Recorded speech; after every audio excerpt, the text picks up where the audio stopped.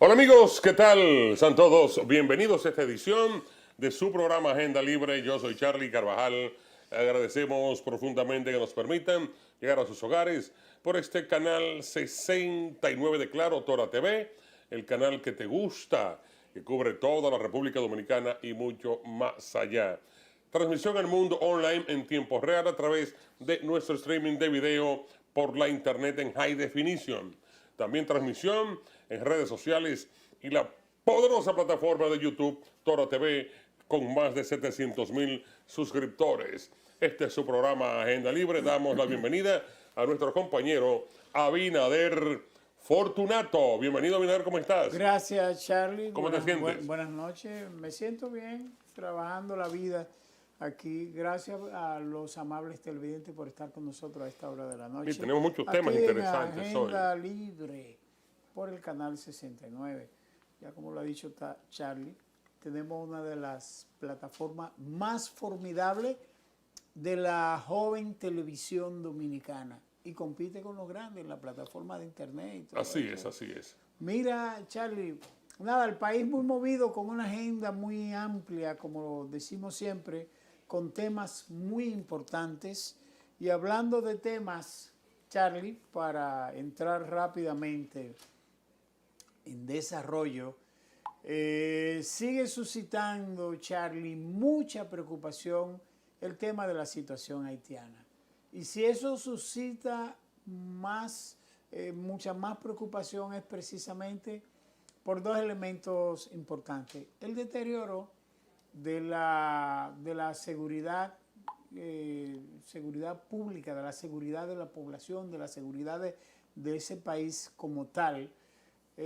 También lo suscita preocupación lo que ha dicho y ha revuelto el avispero en la República Dominicana y en la comunidad internacional es que funcionarios haitianos y propiamente, y así lo creen, propiamente del gobierno, una especie de junta de reconstrucción que ha estado manejando el tema haitiano desde hace varios meses, a veces quitan uno, ponen dos y eso. Pero la institucionalidad, perdón, la institucionalidad en Haití sigue siendo altamente frágil, pequeña, disminuida.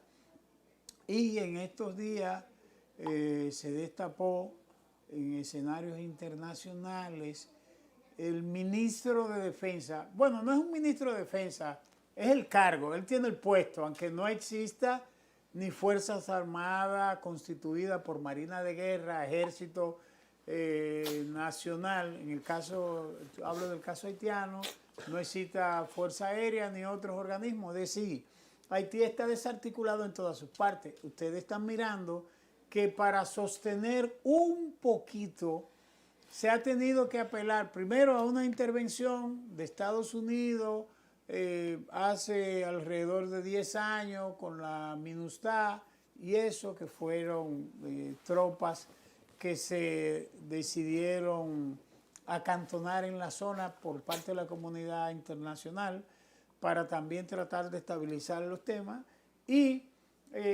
ya en el último tramo, es decir, en estos días, en los últimos meses, el año pasado, después de mucho tiempo de un berenjenal intensísimo, entonces llegaron las tropas haitianas, que son tropas militares en condición de policía para tratar de preservar la seguridad pública. ¿Qué ha pasado? Bueno, que hay muchísimos militares kenianos que han sido asesinados, las bandas lo han combatido, ellos han combatido la banda, pero no pueden.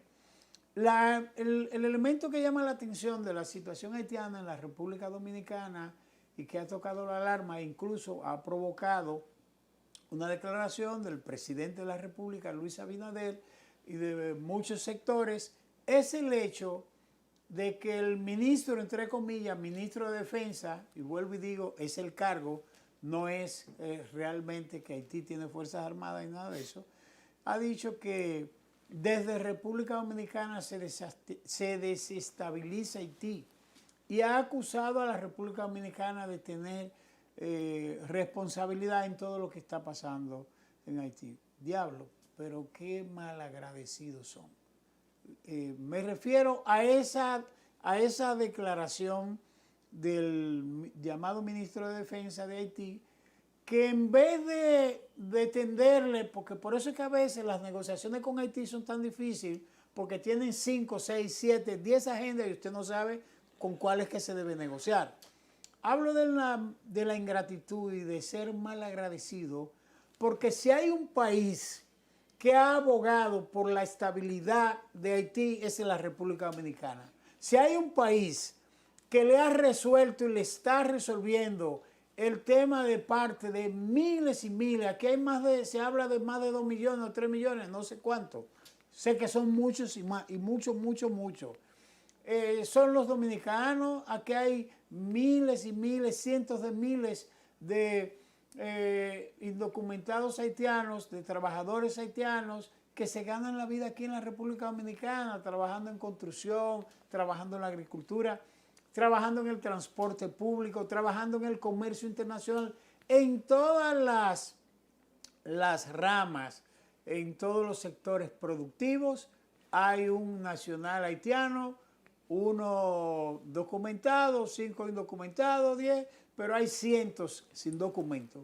Y que se destape un funcionario de esa naturaleza en la quebrada institucionalidad haitiana, hay que suponer que eso es un metamensaje que manda a la República Dominicana. Nosotros no, eso no se puede pasar por alto.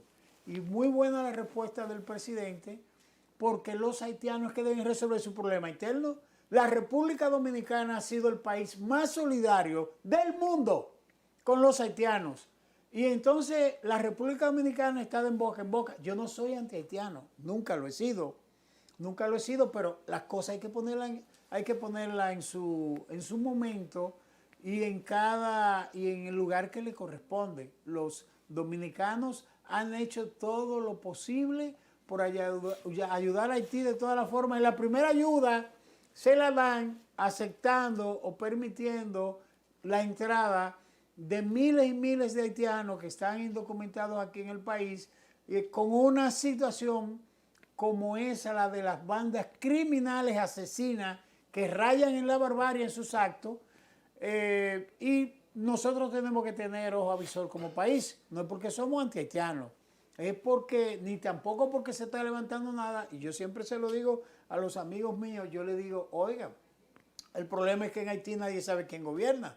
Entonces, bueno, está bien, le podemos seguir ayudando, pero no podemos aceptarle esa declaración que dio el señor ministro, el funcionario más alto de la defensa, aunque no tengan fuerzas armadas ni policía formalmente establecida, de Haití, para seguir afectando la imagen de la República Dominicana, que es el país que le da agua, le da comida a cientos de miles de niños en las escuelas dominicanas, en donde se le da la 3 caliente, ¿verdad, Charlie? Desayuno, almuerzo y cena. Perfectamente. Y merienda. Desayuno, almuerzo y merienda. Y se le da mochila, y se le da asistencia. Y tabletas digitales. Claro, y se le da uniforme y se le da zapatos. Su país, señor ministro, su país no le da nada, porque los haitianos vienen acá, porque no hay seguridad en su país, pero porque no hay comida, no hay fuente de trabajo, no hay nada. Pero incluso, ni siquiera, perdón Charlie, termino ahí, ni siquiera un registro nacional. Entonces vamos a poner las cosas claras, Y los grupos poderosos haitianos, que tienen miles de millones en los bancos europeos y en los bancos de Estados Unidos y en bancos de México y de Canadá, esos grupos económicos no aportan absolutamente nada para el desarrollo de Haití, ni siquiera se ponen de acuerdo. Y abajo, en la parte política, los haitianos no se ponen de acuerdo en nada, absolutamente en nada. Mira, fíjate, la situación es sumamente delicada, porque si bien es cierto que son malagradecidos, en Haití se come porque los productos llegan de República Dominicana. Haití no tiene una estructura lo suficientemente poderosa que les permita recibir desde los Estados Unidos, por decirlo así, pues los buques que cargan provisiones alimenticias, porque no tiene estructura ni siquiera en los muelles que les permita pues suplirse de los productos de consumo diario con compras pues a los diferentes países del área. En el momento que aquí se les cierre la llave, la puerta de productos desde República Dominicana a Haití, pues se van a morir de hambre, porque ahí no se produce nada. Sencillamente están comiendo porque desde aquí se están importando los huevos, el arroz, las viandas, las sardinas y todo lo que implica esto, los plátanos. Aquí estamos produciendo alimentos para 20 millones de personas, 10, 12 millones de dominicanos y algunos 10, 12 millones de haitianos. Eso es así, el día que se cierre esa frontera, pues los haitianos no encontrarán qué comer. Pero la crisis que existe en Haití a nivel de seguridad, hay que prestarle atención porque ya está rondando la frontera. En el día de ayer se publicó una información, nosotros la vimos publicada en el diario digital dominicano.com, donde se informa que pandilleros haitianos han tomado el control de aduanas haitianas en la frontera. Significa que esos productos dominicanos que entran a Haití ahora tendrán muchas dificultades porque esta aduana de haitiana está siendo manejada por pandilleros. Entonces, ¿qué va a ocurrir? Están a 50 pasos, a 50 metros de la República Dominicana. Y entonces, ¿qué va a pasar? Yo creo que el ministro de las Fuerzas Armadas y los organismos de seguridad deben estar alerta las 24 horas porque el temor que siempre hemos manifestado en los medios de comunicación, los dominicanos, es que esas pandillas haitianas cruzan la República Dominicana para operar. Y si eso ocurre, pues tendremos serios problemas porque se ha demostrado que los agentes del ejército de la República Dominicana, los miembros del ejército, los soldados, cuando tienen cualquier situación como haitiano, salen corriendo.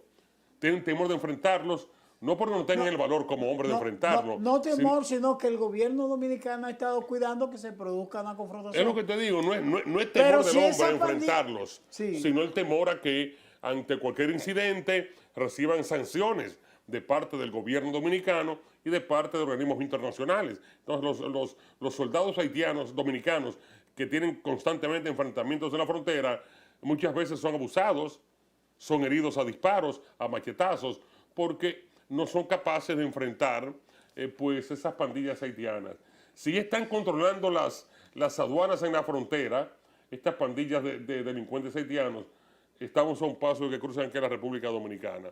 Y hace algunas semanas, uno de los más altos dirigentes o funcionarios del gobierno haitiano manifestó y advirtió, aquí no se le hizo caso a esa advertencia, de que ya en Haití hay bandas organizadas que trafican con niños para traficar órganos. Eso lo dijo un funcionario del gobierno haitiano de alto nivel, de la llamada junta que está conformada en Haití, y aquí nadie le prestó atención a eso. Fíjate que incluso hoy fueron apresados dos haitianos, una pareja de haitianos, porque tenían 2 niños dominicanos secuestrados y estaban extorsionando a la madre. Eso está publicado también, de modo que el hecho de que los pandilleros haitianos estén ya tomando el control de las aduanas en la frontera significa que están a un paso de cruzar a la República Dominicana y toda esa forma delincuencial, esa operatividad de las pandillas que están muy bien armadas, pues van a ser trasladadas a la República Dominicana. Esa es la preocupación y el temor que tenemos de este lado de la frontera. A mí me gustaría ver esa denuncia que hace el ministro de Defensa, el funcionario haitiano que está relacionado con la defensa de Haití, aunque no exista Fuerzas Armadas en Haití. Me gustaría que le preguntara a Barbecue qué piensa él, ¿verdad? Me gustaría. Claro. Yo sé que hay un cuestionamiento por el tráfico de armas en el que se ha visto involucrados miembros de las Fuerzas Armadas Dominicanas, miembros de la Policía Nacional, que agarraron a los argenticos aquí en la República Dominicana. El tráfico de armas que denunció este muchacho, Aquiles Jiménez, que venía realmente de Estados Unidos por la vía de Nassau y que se depositaba en la zona de Montecristi, parece, para llevarla, venderla en el mercado haitiano, que como es tierra de nadie, pues ahí llega todo, desde droga, armas y de todo. Entonces, es verdad, es un elemento de preocupación, pero el problema lo tienen ustedes como país. El problema lo tienen ustedes como país, que las fuerzas políticas que hay organizadas, mínimamente organizadas, tienen que ponerse de acuerdo para echar ese país para adelante. ¿Por qué? Porque aquí, la República Dominicana, Charlie, después de 1961, el 30 de mayo, bueno, se ejecutó a Trujillo. Vino un proceso de inestabilidad, vino un Consejo de Estado, después le dan un golpe de Estado al primer gobierno constitucional de la República, encabezado por el profesor Juan Bosch. ¿Y qué pasó después? 2 años después, una guerra civil entre un bando de militares y otro bando de militares constitucionalistas, la gente de mayor heroísmo de las Fuerzas Armadas Dominicanas, que no tenía dinero en sus manos. Eran jóvenes. Mira, ese general, ese coronel, Rafael Fernández Domínguez, era una persona de 30 años. Camaños tenía 36. O sea, fíjate qué tipo de militar. Por lo menos esa fractura gloriosa en ese momento, porque digo gloriosa porque esos militares planteaban la vuelta a la Constitución de 1963 y por la que se derrocó al profesor Juan Bosch. Y eso trajo consigo la segunda intervención armada del siglo XX a la República Dominicana por los militares de Estados Unidos. 48,000 marines invadieron a la República Dominicana, un paísito así pequeñito, de 48,000 kilómetros cuadrados. ¿Por qué digo eso para los haitianos, los intelectuales haitianos de la derecha, los que han estado medrando en toda la situación de Haití, del pobre pueblo haitiano? Bueno, porque después de eso, los dominicanos nos pusimos de acuerdo, después de esa guerra de abril. Se produjo un mamotreto de elecciones, llegó Joaquín Balaguer, se le combatió y en 1978 Balaguer fue sacado. Pero de todas maneras, los dominicanos, en medio de su peor crisis de una intervención armada, se pusieron de acuerdo. Y entonces los haitianos tienen que verse en el espejo, tienen que echar su país para adelante, tienen que expulsar la mayoría de los haitianos fuera de su territorio, porque en su territorio no pueden vivir, no hay registro civil, no hay nada. Haití es un desastre. Ahora, ¿puede levantarse? Claro que sí. Mira, los haitianos no quieren, Charlie, no quieren la intervención de Naciones Unidas porque realmente le dejó una mala experiencia. Y es verdad, los haitianos no tenían el cólera, lo trajeron los nepalíes, que vinieron, soldados de Nepal, que vinieron y defecaban en los ríos haitianos, y de ahí se pasó a la República Dominicana. Y nosotros como país, como República Dominicana, estamos obligados a mirar todo lo que está pasando en Haití. ¿Por qué? Porque hay frontera de salud con Haití. Hay frontera de salud animal, hay frontera de salud para manejar los temas de enfermedades que ya habían sido erradicadas en la República Dominicana y que permanecen en Haití por su situación de pobreza extrema. Pero también está el tema de la frontera vegetal, del bosque, de la fruta, del intercambio y de las cosas, que también afecta bastante a la República Dominicana y que no hay control de nada de eso, porque Haití no tiene instituciones. Los propios pandilleros han quemado en los últimos días los principales hospitales de Haití. Imagínese usted. Entonces yo pienso que la mirada debe ser adentro, no hacia afuera, porque aquí le estamos ayudando a ustedes. Entonces van a coger piedras y cañones para la República Dominicana, que le ha ayudado todo el tiempo, que ha hecho cumbre para manejar el tema haitiano. Entonces yo a veces pienso que no sé qué tipo de gratitud o de visión tienen los haitianos respecto a la República Dominicana, que es el país que lo acoge. Tenemos 368 o 370 kilómetros de frontera desde la zona de Montecristi, desde la zona de Cabo Haitiano y toda esa zona por ahí de Jabón, hasta Ancepitre, en la región sur central del país, toda la costa próximo a Pedernales. Y entonces nosotros realmente tenemos que estar ojo avisor con ese tema, no porque los dominicanos sean anti-haitianos, no, sino que ustedes tienen un país descontrolado, absolutamente en el piso. Aquí se le está dando empleo y se le está dando de todas las cosas. Y no debemos ser, por lo menos si uno no es agradecido, si uno no es agradecido, por lo menos debe ser cortés, porque, Fíjate, y estas imágenes que nos coloca el director. bueno, esas son esas imágenes en Haití. Y imágenes mira de que Haití. Haití tiene zonas bellísimas, Mira cómo Charlie. se ve el mar en el fondo.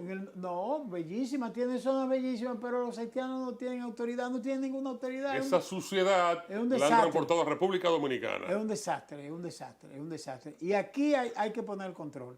Entonces, hay mucha gente que se enoja y dice, no, pero ¿qué podemos hacer si los haitianos son los primeros que tienen que poner la primera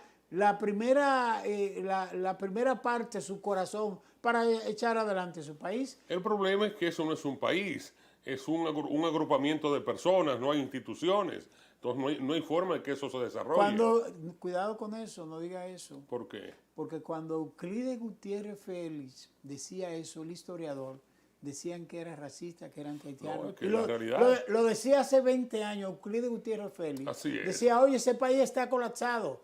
Y decía, y le dio un boche a un sociólogo, un intelectual de primer nivel, que cuestionó el papel de la República Dominicana francés, llamado Alain Touraine, sobre el tema haitiano. Es que las fuerzas haitianas, los grupos haitianos, están permanentemente divididos, Charlie, completamente divididos. Entonces, si un país no se articula, no echa para adelante, no podrá echar para adelante. Y de estado a estado no hay con quién negociar. No, con porque nadie. eso no es un estado. Con nadie. O sea, ¿con quién negociamos? No hay posibilidad. Tú estás poniendo el ejemplo de las aduanas, y este es un tema muy serio, de las aduanas haitianas, que están a unos 100 o 200 metros del lado de Jimaní, en la zona después del puesto fronterizo de Malpaz, en camino hacia Guadabuquet.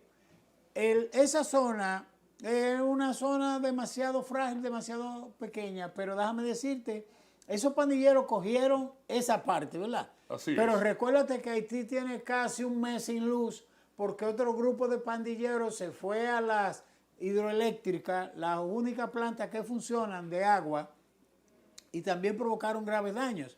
Pero antes de eso, el líder pandillero que ha dicho, yo no soy un pandillero, yo soy un policía que manejo parte de los recursos de este país porque está vinculado a los grupos poderosos de Haití. Barbecue, Jimmy Cheryshev, Don Barbecue, y ha dicho, bueno, nosotros vamos a tomar ahora el puerto, y han tomado el puerto por donde llega todo el combustible a Haití. Tiene el control. Y no solo eso, después se fue al aeropuerto e incluso a unos aviones de Estados Unidos, de líneas aéreas norteamericanas, que por eso no hay conexión con Estados Unidos y con ningún otro país de Europa que esté llegando hacia Haití, por lo menos lo que conocemos hasta ahora, por ese atrevimiento de ese grupo bandolero tirarle a unos aviones llegando al aeropuerto. Entonces el ministro de Defensa no mira eso. Mire hacia adentro, ministro, porque usted debe estar loco. Debe estar loco para decir eso. ¿Sí? No, que por eso la respuesta del presidente Abinader fue tan ríspida, diciéndole, no, pero espérense, resuelvan su problema ya, porque nosotros le estamos ayudando aquí, pero no podemos, tenemos que aguantar un poco. Mira, en otro orden, Abinader, para seguir el mismo rumbo de los comentarios de lo que ocurre a nivel internacional, el chavismo logró imponerse en los últimos comicios y obtuvo 256 curules de 285 curules que estaban participando para escoger sus representantes. El presidente de la Asamblea Nacional de Venezuela, Jorge Rodríguez, aseguró que el chavismo obtuvo 256 diputados de un total de 285 en los comicios regionales y legislativos del pasado domingo, en los que la oposición añadió, pues consiguió 29 curules.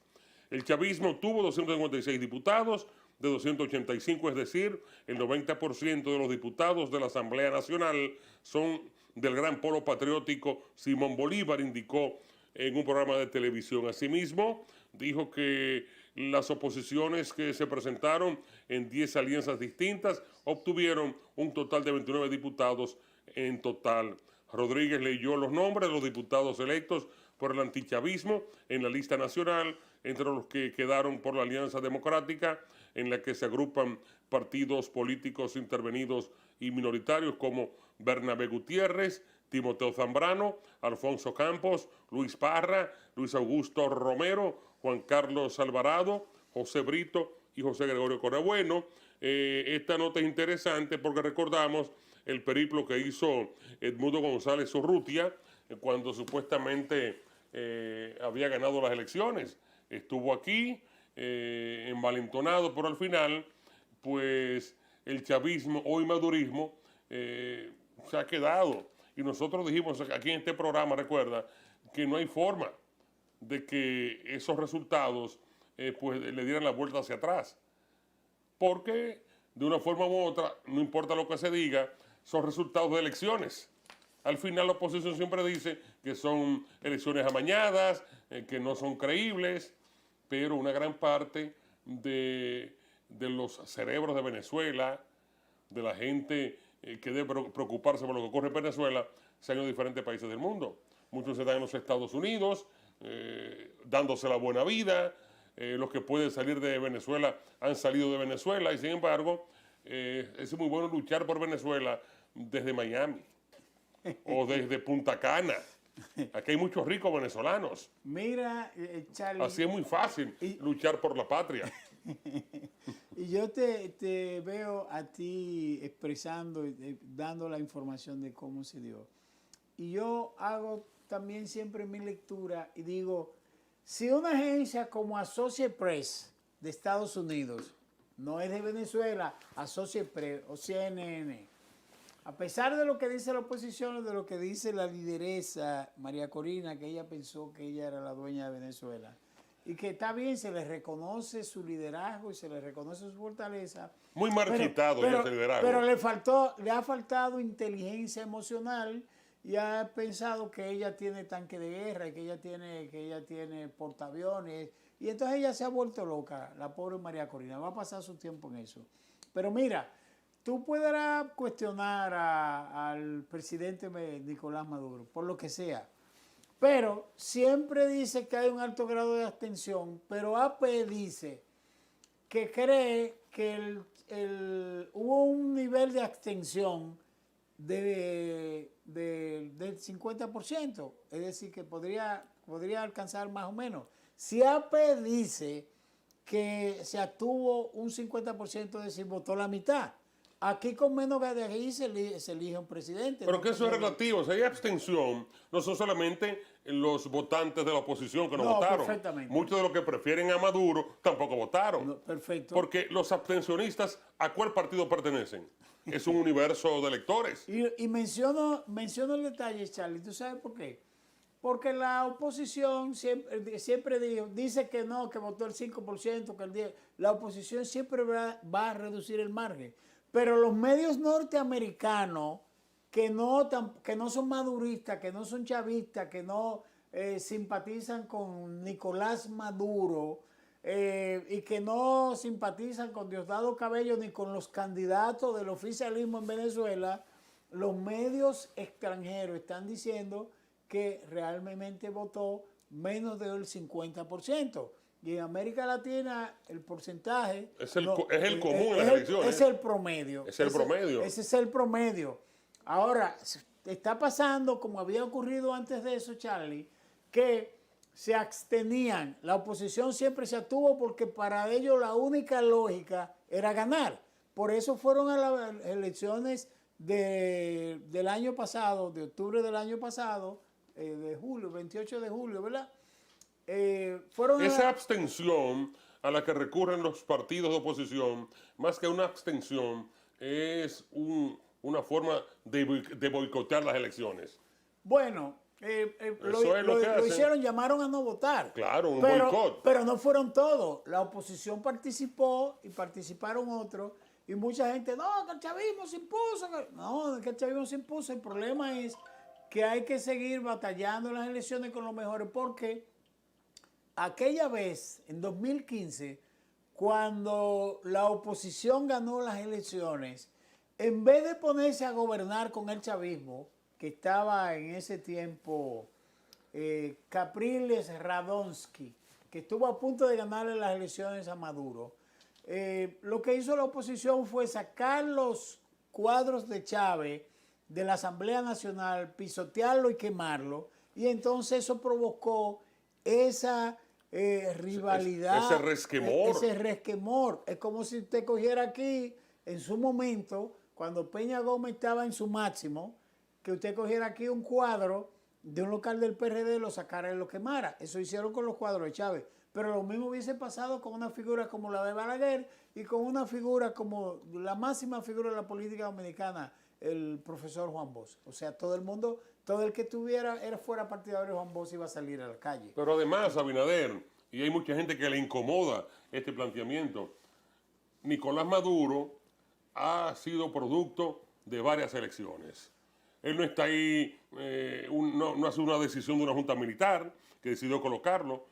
Yo entiendo que es un presidente con mucho rechazo, pero es un presidente que ha surgido de procesos democráticos. Claro. Y lo más democrático que puede existir en una nación son las elecciones. Pero nada más tú tienes que ver lo radical que ha sido esa oposición, porque es que para entender el tema de Venezuela, Charlie, y qué bueno que tú lo pusiste, hay que irse a la génesis. A Chávez, que fue la figura que fue, militar, nacionalista, no era un oficial de las Fuerzas Armadas venezolanas corrupto y ladrón, como se da en América Latina, que tienen dinero, que podrán irse al más allá y en 100 generaciones les queda el dinero que se han robado del Estado. Esa es la característica de las Fuerzas Armadas latinoamericanas.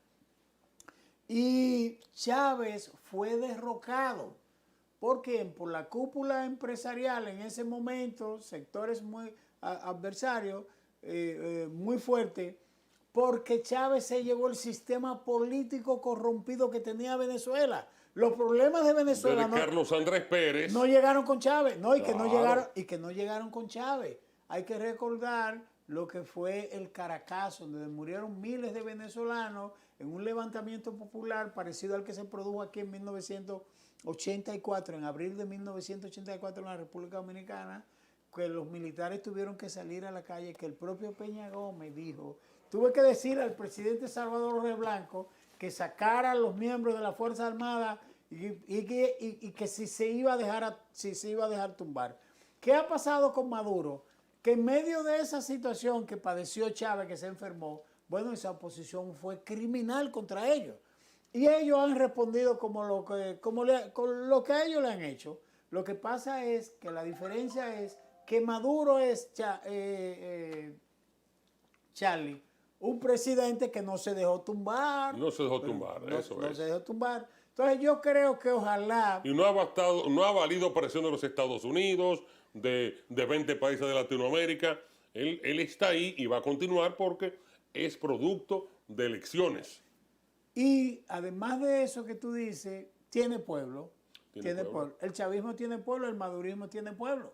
Y eso es natural. Entonces, la oposición solo se fijó en su cabeza un solo escenario de la batalla política electoral el año pasado. ¿Sabe cuál? La de ganar. O sea, ellos no contemplaban que ellos podían perder. Para nada. Y entonces, bueno, que dónde están las actas, que si están. Ahí entonces... ellos tenían, como me dijo un amigo del grupo de María Corina, me dijo, no, los chavistas tenían su plan y nosotros teníamos el nuestro, ellos arrebataron primero. No sé si fue verdad que arrebataron, pero lo cierto es que, como tú dices, Charlie, los venezolanos han estado divididos respecto a la postura política y en Venezuela la oposición ha creído que son los de afuera, los periplos por República Dominicana, por Brasil, no, a Brasil no fue, pero se fue donde Milei, se fue a Centroamérica. No son los gobiernos de afuera que ponen presidente. Hay que estar adentro en la lucha. Antes Estados Unidos lo ponía, Claro, ya no es tan fácil, ya no es tan fácil. Ya no es así, entonces el llamado que se le puede hacer a los venezolanos antimaduristas, que vayan a luchar a Venezuela, Claro. que vayan a luchar hombro con hombro con los llamados sectores pobres que necesitan un cambio de gobierno. Y hay otro Y elemento. ese sector empresarial venezolano, que es un sector empresarial muy corrupto. No, y hay gente que no es corrupta. El sector empresarial venezolano también es muy dinámica. Ahora, también Venezuela, en ese proceso, Charlie, de los llamados petrodólares. En ese proceso, Venezuela metió todo su, toda su forma de organización política, de manejo de Estado en los dólares del petróleo. Entonces, no diversificó su economía en otros renglones, en otros sectores. Eran menos, turismo, producción agrícola y eso. Pero fíjate una cosa, la otra lectura del tema venezolano. ¿Cuál es la otra lectura? Bueno, que si Estados Unidos y la oposición no le pide a Estados Unidos que se lleve, que sancione a Venezuela, que le quite el dinero de sus empresas de Citgo, la empresa paralela que tenía con PDVSA, con Petróleos de Venezuela. Pero también, ¿sabe qué? No solo fue Estados Unidos, la otra parte la hizo la Unión Europea, que se quedó también por el lado de los ingleses, se quedaron con más de 35.000 millones de dólares de la reserva de oro de Venezuela en bancos europeos. Entonces, también los venezolanos deben hacer conciencia de esa situación, porque fíjate cuando empezó a negociar la oposición, que fueron a Barbados los otros días antes de las elecciones, y después tuvieron el escenario de México, y en varias oportunidades han tenido a la República Dominicana como escenario. Cuando las sanciones bajan, que la economía venezolana puede crecer, que de hecho hay un informe de la Comisión Económica para América Latina, de la CEPAL, que dice, bueno, la economía venezolana quizás es una de las pocas que va a crecer en la zona de América del Sur, en América del Sur. Y si Estados Unidos no aplica esas sanciones, no se expulsan y no se expulsan tantos venezolanos fuera de su país, diciéndole que se vayan de ahí, que vayan a hacer esto, que dejen su casa, lo dejaron todo, y empezó un éxodo masivo, estrangulando la economía venezolana. ¿Cómo se hizo con la economía de Cuba? Completamente, estrangulándola por completo y obligando a Venezuela a tener que arrastrarse con lo que podía. La suerte para Venezuela en ese momento, que llegaron los chinos, llegaron los rusos. Así es. Hasta los iraníes que le mandaban gasolina. Como un país tan cerca de Estados Unidos, en las esferas de aquí de las Américas, otro país lo estrangula económicamente. Entonces, también hay que reconocer eso, porque dicen, que el chavismo. No fue el chavismo, que querían asesinar a Chávez y a Maduro muchísimas veces. Y dicen que fue asesinado realmente. Y a Maduro muchísimas veces. Que fue un plan de la CIA en la forma que él murió. Bueno, que fue envenenado. Se ha estado diciendo, y lo planteó una vez, me parece que fue Lula, cuando casi todas las Américas estaba por gobiernos liberales, gobiernos de izquierda moderada, que no llegaron por las armas. Estuvo diciendo, pero caramba, ¿y qué coincidencia es? Que la Cristina tenía cáncer. Kirchner.